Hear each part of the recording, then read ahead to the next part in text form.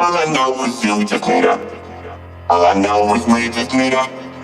All I know is you just need her.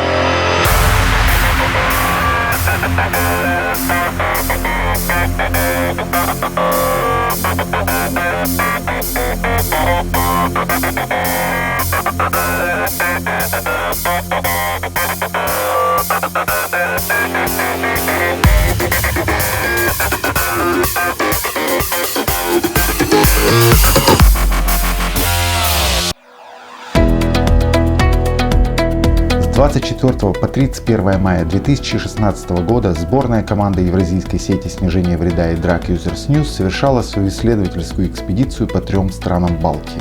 8 дней пути и почти 2000 километров по 8 городам Литвы, Латвии и Эстонии, встречи с представителями неправительственных организаций и учеными, людьми, употребляющими наркотики и чиновниками, новые контакты и старые знакомые, гигабайты отснятого материала. Все это было проделано для того, чтобы задокументировать текущее состояние адвокации в сфере наркополитики, выяснить, как принимается решение в этой сфере сегодня и кто бы мог стать движущей силой позитивных изменений в ближайшие 2-3 года.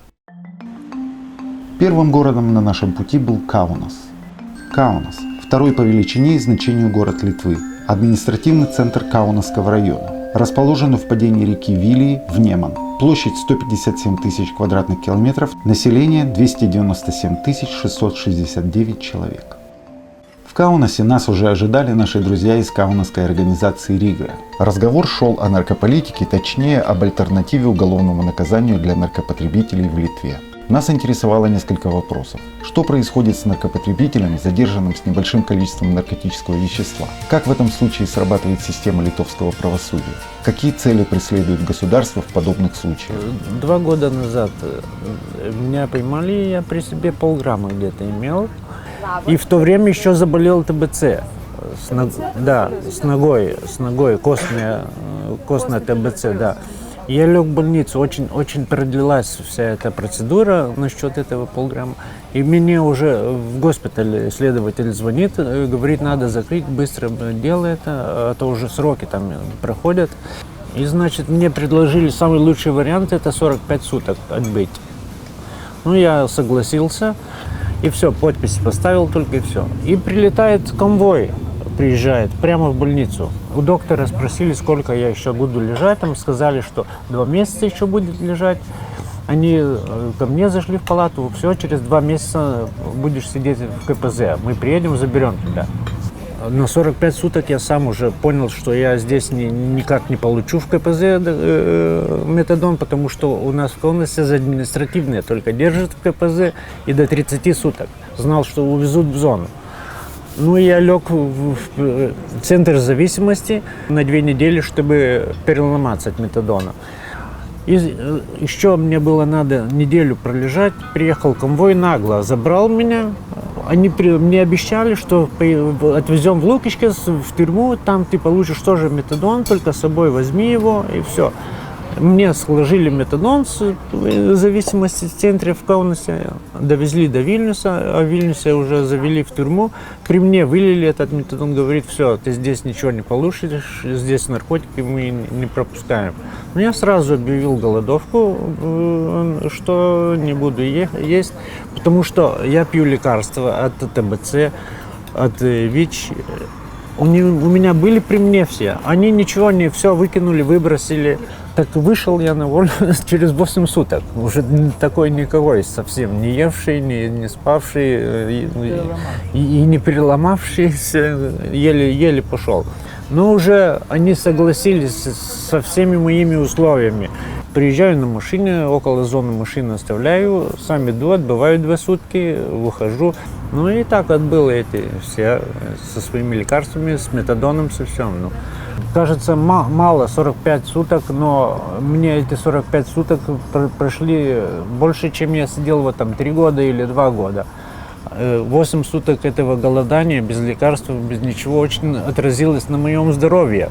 Лучше мне бы дали какие-нибудь независимые работы, вот такие, как общественные работы, так я бы отбыл их, отработал там, пил метадон, отработал эти часы там сколько дали бы, все. В очередной раз мы убедились в том, что помещение под стражу наркопотребителей, нуждающихся в лечении, совершенная глупость. И ничего, кроме страданий, это не приносит. Кроме того, это огромная финансовая обуза для государства. И было бы разумнее пустить эти деньги на внедрение альтернативных подходов к этой проблеме, на снижение вреда, на лечение, на реабилитацию. Для того, чтобы завершить наш рассказ о Литве, мы немного нарушим хронологию нашего путешествия и заглянем в один из крайних городов нашего маршрута – Висагинас.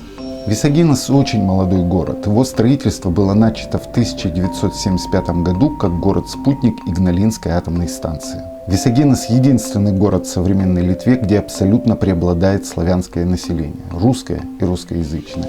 В Висагинасе мы посетили пункт обмена шприцев и офис местного Красного Креста, сотрудники которого также осуществляют программы снижения вреда в городе.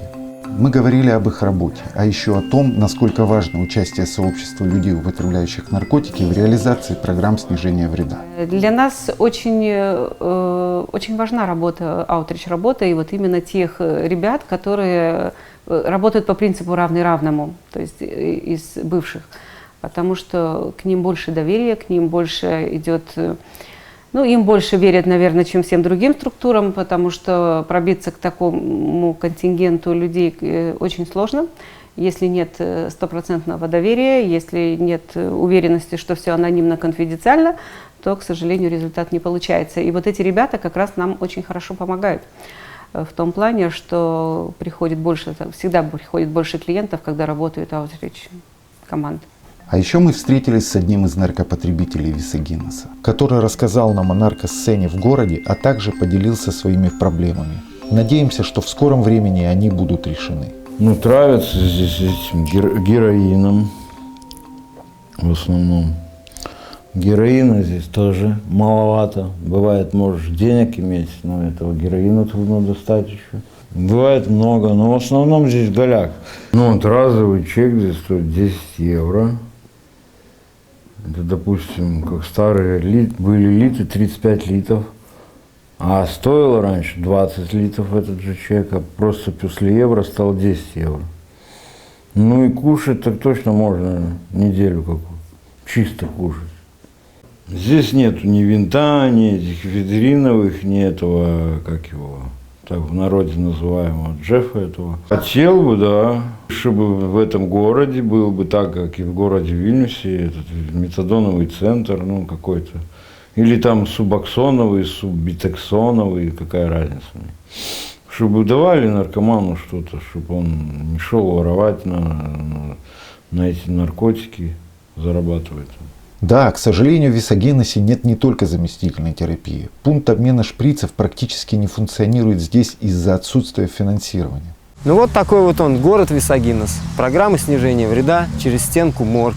И наркоман Витя, который мечтает бросить, или чтобы дома в стенке был замурован героин в размере 1 тонны, и чтобы не было никаких проблем.